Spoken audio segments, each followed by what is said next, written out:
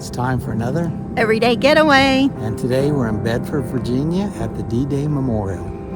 We're going to take you through and let you see this beautiful place dedicated to honoring the valor, dedication, and sacrifice of those who gave their lives on D-Day at the end of World War II.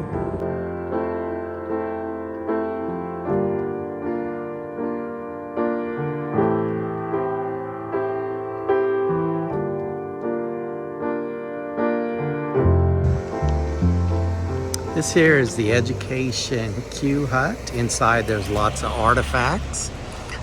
School groups go in there and they get do a lot of hands-on activities. They also do a virtual lesson also that you can look up on their website.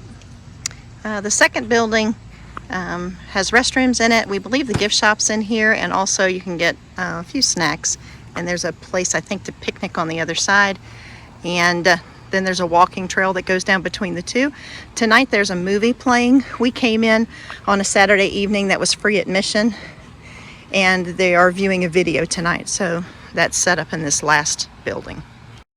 As you walk into the education building, there is a wide range of items that have been donated to the D-Day Memorial. These items include full outfits, a kitchen, several medals, and even some news articles.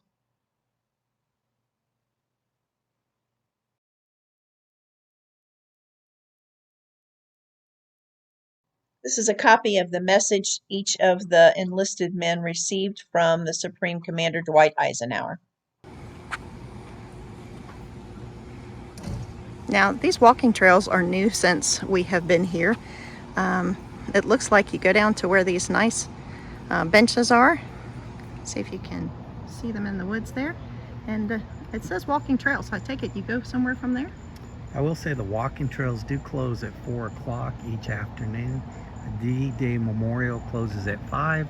Walking trails are closed at 4. And I think they stop selling tickets at 4:30 on a normal night. This is a Saturday evening, but it's a special event. That's why it's open this late. This is the second building that we just talked about. This is the gift shop. So if you go in here, the gift shop's on this end, restrooms on the other end. The gift shop has all kind of fun trinkets, puzzles, t-shirts, memorabilia from World War II. If you hear the clicking in the background, these are called crickets, and the men use them to kind of tap out maybe Morse code to other folks who are in the field, and students used to buy those by the bucket loads when we went on field trips. This is normally an area that you can have picnics at. Bring in your own food for picnics. Tonight, this is where they're showing a movie, or they do have popcorn drinks tonight also. There are some outside picnic tables available also. And then when you cross from this area, you go to the spot where you kind of enter into the memorial. So it's kind of outside, but still in the park itself. This is a monument to the Bedford boys. Bedford is known for the largest per capita loss of life during the invasion at D-Day.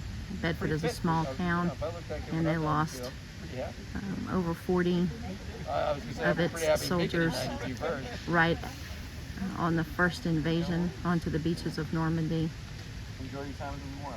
All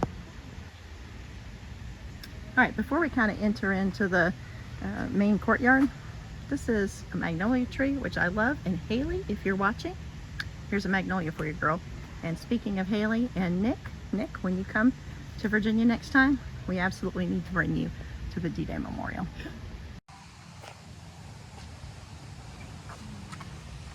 Hello folks, how you doing this evening? Doing all right, how are you? Good.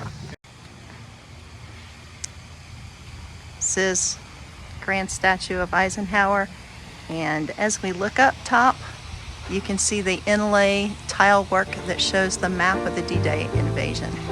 And across from Eisenhower is a representation of the sword and the flowers at the top that represent the colors from that shield that is directly in front of us.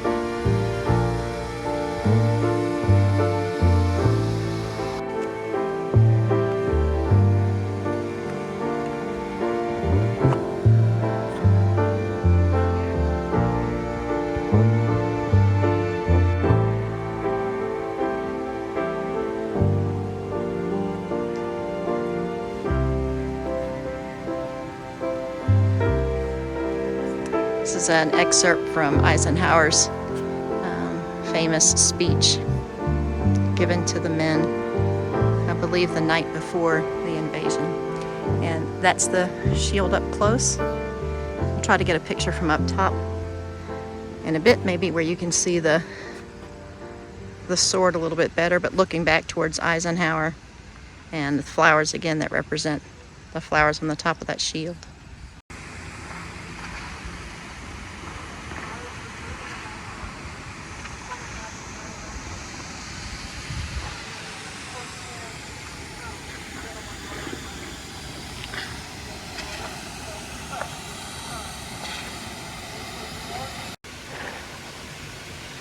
At the D-Day Memorial, they do have a memorial wall, and the names of the 2,502 American service members that were killed on D-Day are found upon this wall.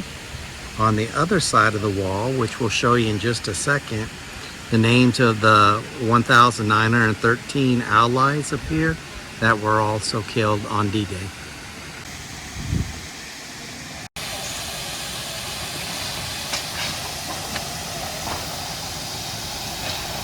It's representative of a Higgins boat. The men landing on D-Day, getting out of those Higgins boats with everything they had and being fired on as they landed on the beaches of Normandy. Some of them never made it to the shore.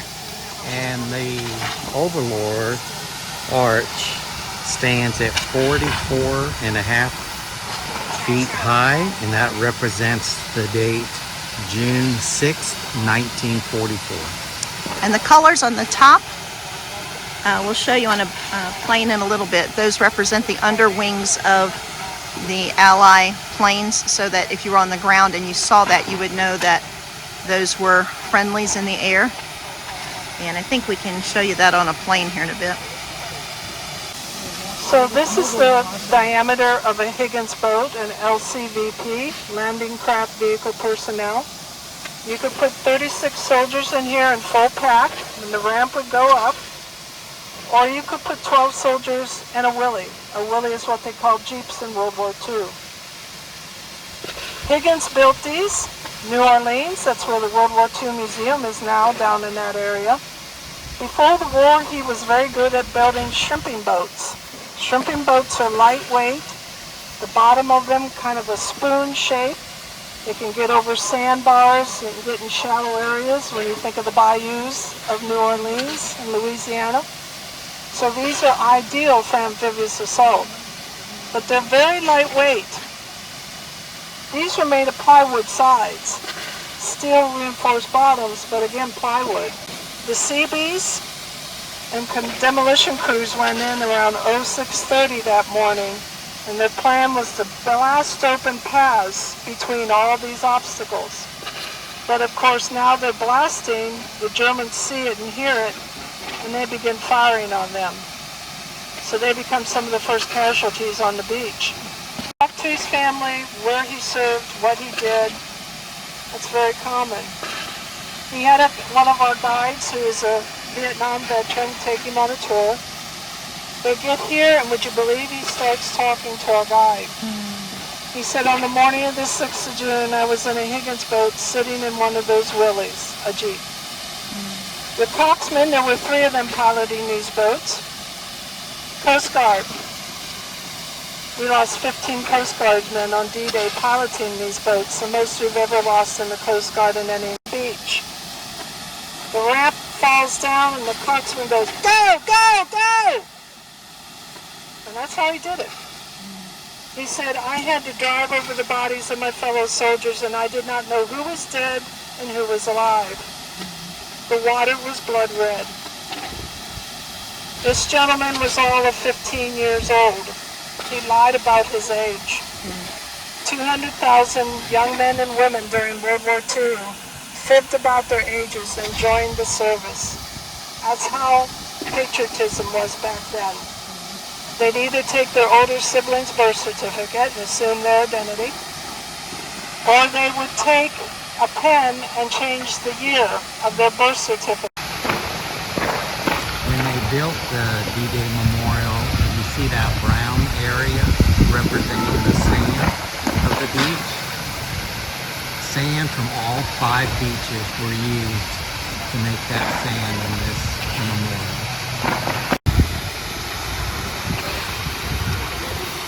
We're just going to get it quiet for a second, and I want you just to listen to those pops representing the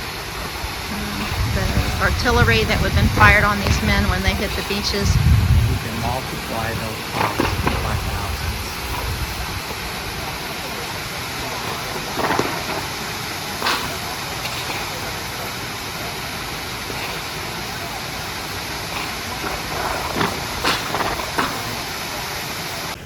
This is a memorial to the United States Coast Guard, who also lost men during the D-Day invasion.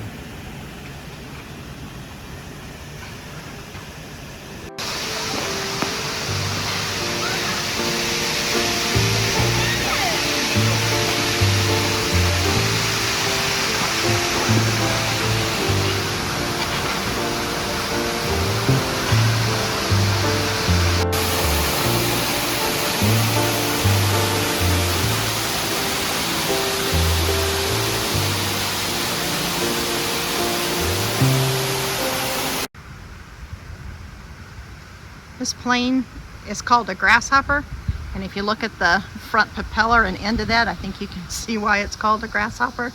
But if you look up underneath the wing, we were talking about the pattern that's at the same pattern as on the top of that Overlord monument. If you were on the ground and you saw those as one of these planes flew over, you would know that this was somebody from the Allied forces. It could carry 2 men, and it would fly about 75 miles an hour. This is just a monument to the Gold Star families, mothers, fathers, and relatives who sacrificed a loved one for our freedom.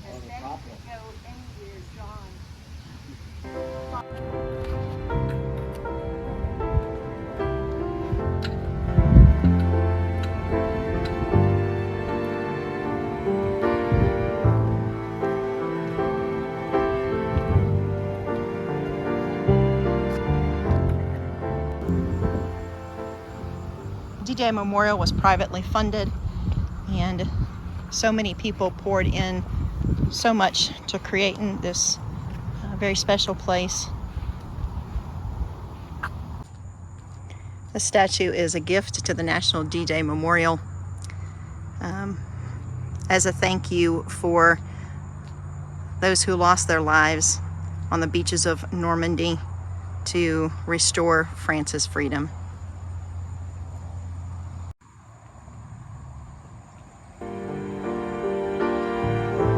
We'd just like to take a moment to give our thanks to all of those who have served and fought so bravely for us, and who have given their lives for Gold Star families and for those who are serving even today. Thank you for your service.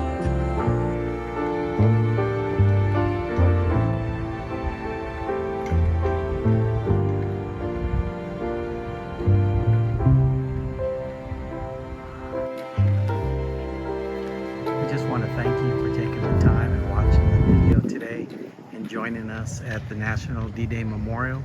If you ever have an opportunity to come to Bedford, Virginia and visit it, we would highly recommend it. Thanks again. Take care of yourselves, and please take care of others.